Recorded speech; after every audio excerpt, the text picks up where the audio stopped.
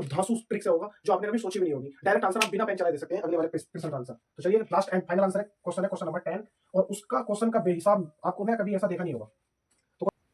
तो हेलो भाइयों, कैसे हैं आप सभी लोग? आई होप सब बढ़िया होंगे। मेरा नाम है शिवम और आप देख रहे हैं हमारा चैनल स्टडी कॉर्नर।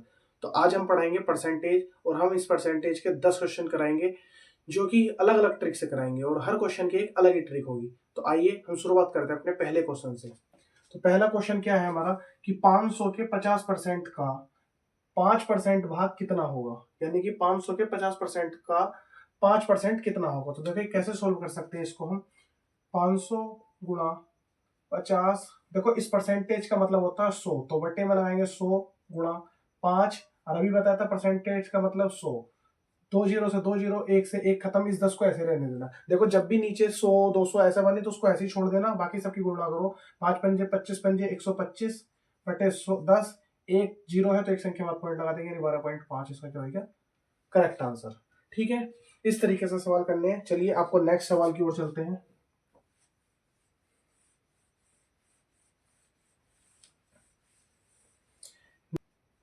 %753 ऑफ 64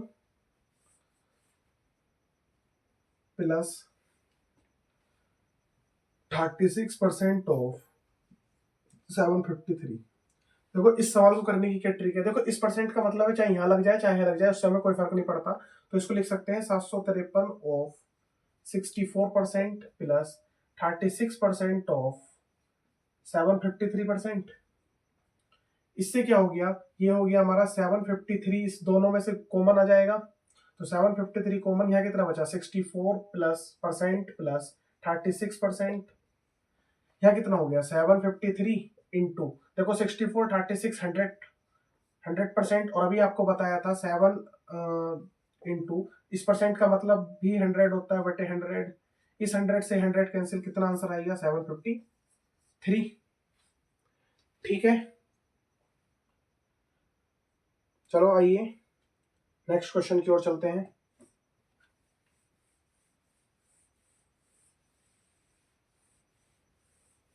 और एक सवाल लिख रहा हूं, आपको इस सवाल का आंसर कमेंट में देना है। ठीक है, तो सवाल नंबर 4 का आपको सवाल नंबर 4 का जो आंसर देना है वो आपको कमेंट में देना है।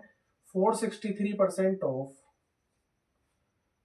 42 प्लस 58% ऑफ 463, इसका आंसर आपको कमेंट में देना है कि इसका आंसर कमेंट में बताना है कि क्या इसका आंसर होगा। ठीक है, इसका आंसर मैं कल बताऊंगा आपको कि इसका आंसर कल क्या है।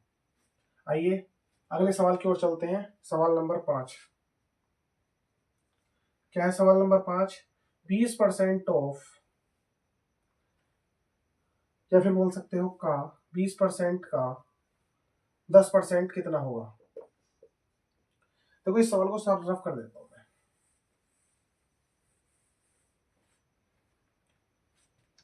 तो आइए नेक्स्ट सवाल की ओर चलते हैं। सवाल नंबर 5, 20% का 10% कितना होगा। तो देखो 90% स्टूडेंट यहाँ पे गलती करते हैं। क्या गलती करते हैं? वो क्या करते हैं 20 गुणा 10 बटे 100 और आंसर दे देते हैं इसका 2 आंसर, जबकि जो आंसर इसका है वो गलत हो जाएगा।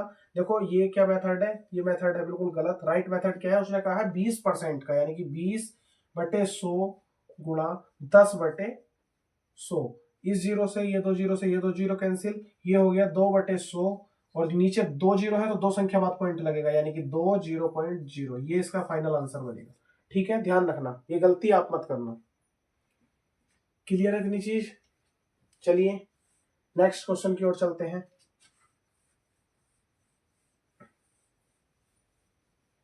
हमारा 75 का 75% कितना होता है। तो देखो इन क्वेश्चन को कैसे करते हैं, 75 गुणा 75 बटे 100। देखो सेम चीज है, 75 यहाँ है 75 यहाँ, मतलब 75 का स्क्वायर, और 75 का स्क्वायर होता है 5 पंजे 25, 8 सत्ते 56, 25 बटे 100। आपको बताया नीचे 2 जीरो मतलब 2 संख्या बाद, यानी कि 56.25 क्या हो गया इसका आंसर। अब प्रोफेसर इतनी जल्दी फास्ट, भाई कैलकुलेशन है। आपको एक शॉर्ट ट्रिक बताता हूँ। चलो आइए, आज ना मैं आपको एक बहुत बढ़िया बेहतरीन स्क्वायर निकालने की ट्रिक बताता हूं कि स्क्वायर कैसे निकलता है। जिन संख्या के लास्ट में 5 आता है उनका स्क्वायर निकालने का तरीका क्या है। जैसे मान लो 5 का हो गया 5, 15, 25, 35, 45, 55, 65, 75, 85, 95। देखो इनका तरीका क्या है। देखो 5 का तो पता ही है डायरेक्ट 25। देखो 15 का 225, 25 का 625। यहाँ तक तो सभी को याद होते हैं। इससे आगे आके आपको दिक्कत पड़ती है कि कैसे करना है। ठीक है, तो देखो इस वाली संख्या का क्या करना है, स्क्वायर करना है, यानी कि 5 पंजे 25 ऐसे लिखना है। और 3 से एक अगली संख्या क्या होती है, जैसे 4 होता है तो 4 तिया 12, 25। आप चेक कर लो, यही आएंगे सारे। जैसे 5 पंजे 25, 4 से अगला क्या होता है 5, 5 चौक 20, 25। 55 का करोगे तो 5 पंजे 25, 6 पंजे 30। इसका करोगे 5 पंजे 25, 7 छंग 42। इसका करोगे 5 पंजे 25, 8 सत्ते 56। इसका करोगे 5 पंजे 25, 8 नम 72। और इसका करोगे 5 पंजे 25, 10 ढाई 90। चेक कर लो, सभी के आंसर यही होंगे। ये होती है शॉर्ट ट्रिक। आपको ये है शॉर्ट ट्रिक स्क्वायर निकालने की।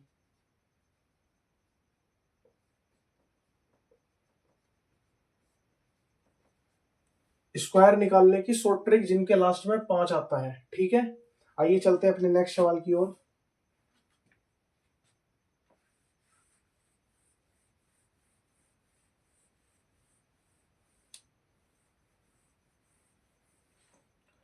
देखो अगला सवाल है हमारा।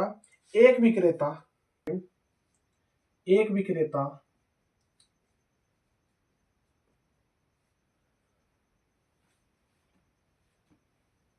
60 रुपए में कितने केले बेचता है, 12 केले खरीदता है।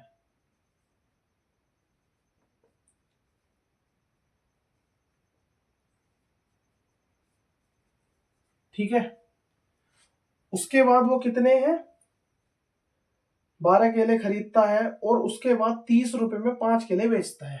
तो उसके बाद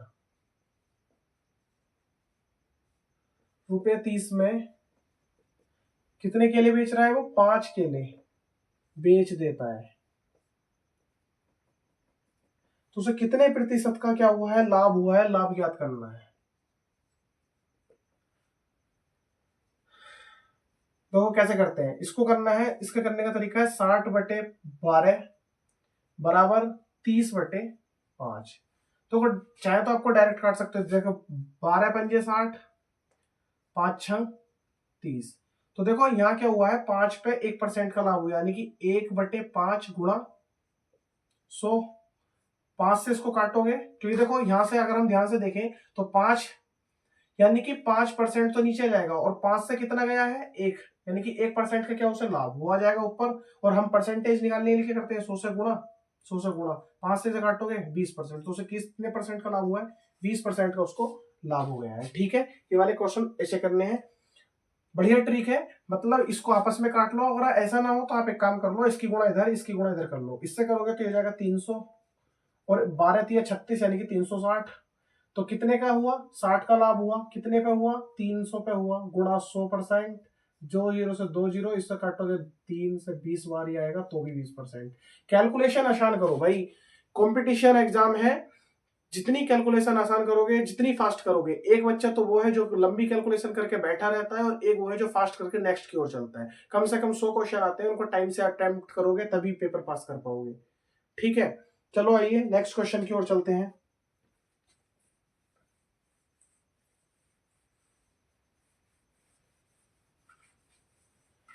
नेक्स्ट क्वेश्चन है हमारा, एक वस्तु में, क्वेश्चन नंबर 8, एक वस्तु में 25% की वृद्धि, उसके बाद 20% की कमी या घटा दिया जाता है, उसके बाद 10% की वृद्धि। तो वो कह रहा है परिणामी वृद्धि में कितने परसेंट तो परिणामी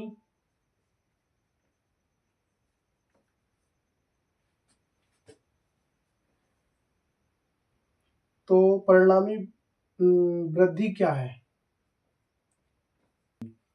तो देखो 100 मान लिया, 100 में कितने परसेंट की वृद्धि होगी? 25 की, यानी कि कितना हो गया? 125%। देखो कैसे, 100 का 25% अगर आप निकालोगे तो 25%, 100 से 100 यानी कि 25 आ गया, यानी कि 125 में 25 जोड़ा कितना हुआ? 125।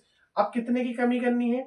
20% घटा दिया है, यानी कि इसमें से 20% की क्या कर दी हमने? कमी कर दी। तो 20% की कमी करोगे, 125% में गुणा 20/100, 0 2 पंजे 10 और इससे काटोगे 5 दूनी 10, 5 पंजे 25, यानी कि 25% कम हो जाएगा। और 125 में से 25 घटाओगे तो कितना जाएगा? फिर से 100। उसके बाद 100 में 10% की वृद्धि की गई है, तो प्लस 10%, तो कितना हो जाएगा? 110। अरे 110 ही तो हो जाएगा, 100 का 10% निकालते हो तो 10% और बढ़ जाएगा, यानी कि 110%। अब आप ध्यान से देखोगे, 100 से 110% बढ़ा है, यानी कि 100 से कहाँ पहुंच गया है वो? 110%। तो कितने की वृद्धि होगी? 10, यानी कि 10% का 100 क्या हो गया? लाभ हो गया। चाहे तो आप ऐसे कर लो, वरना आप ऐसे भी कर सकते हो, 10 हुआ तो 10/100 गुणा लाभ परसेंट 100, 100 से 100 कैंसिल, यानी कि 10% क्या हो गया इसका आंसर। क्लियर है? ठीक है, तो चलो नेक्स्ट क्वेश्चन की ओर चलते हैं। Question number 9।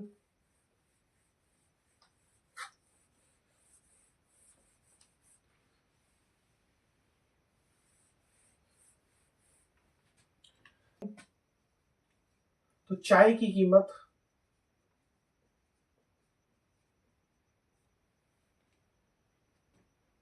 में 20% की वृद्धि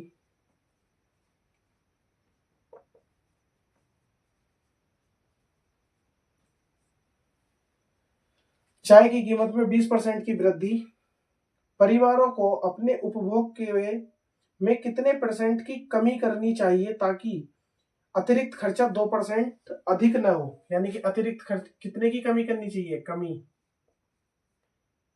कितने की? 2% की, ताकि अतिरिक्त क्या ना हो? खर्चा न हो। तो कितने की? देखो हमें कुछ भी नहीं करना, चाय की कीमत में कितने परसेंट की वृद्धि। तो हमने सबसे पहले माना कि चाय की कीमत कितनी है? 20% है। इसमें वृद्धि करनी है, यानी कि चाय की कितनी की वृद्धि होगी? 120%। क्योंकि अभी बताया था किसी भी संख्या पर कितनी परसेंट की वृद्धि हो वो उतने ही जुड़ जाता है। तो 20 की करी तो 100 पे 20 करा तो 120% हो गया 100 का।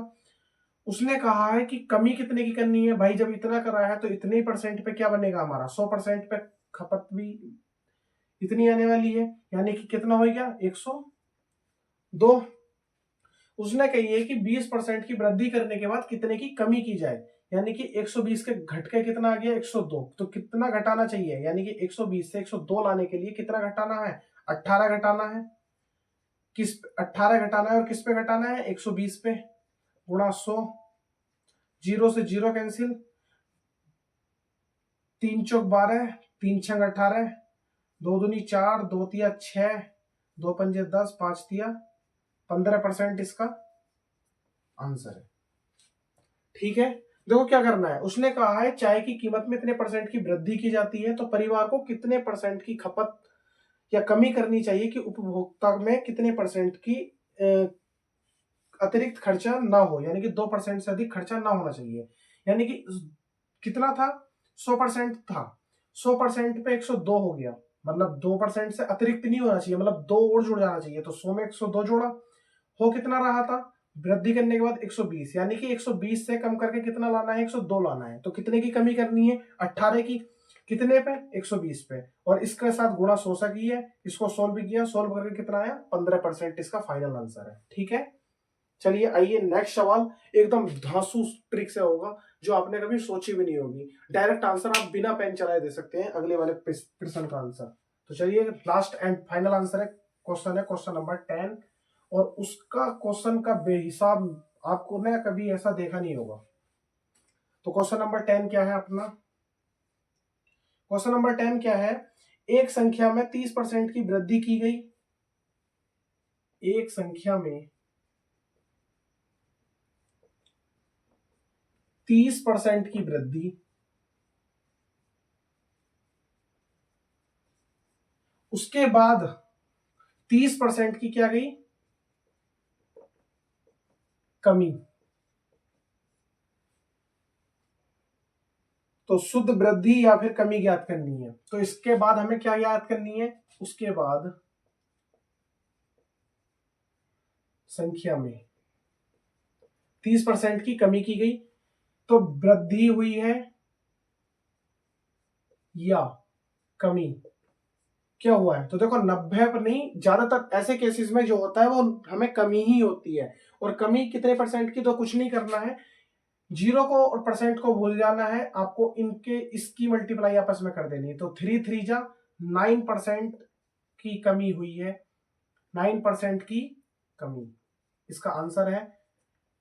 अगला क्वेश्चन आपको कमेंट में फेंक के मारना है। मान लो कि एक संख्या में, कमेंट सेक्शन के लिए ये, एक संख्या में, एक संख्या में 20% की वृद्धि, उसके बाद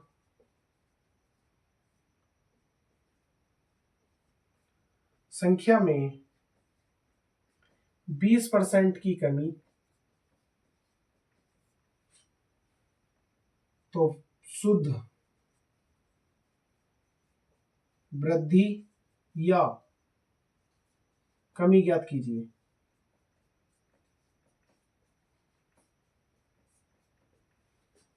ठीक है, इसका आंसर आपको कमेंट बॉक्स में देना है। और ऐसे ही शॉर्ट ट्रिक को देखने के लिए सब्सक्राइब करें हमारा चैनल स्टडी कॉर्नर।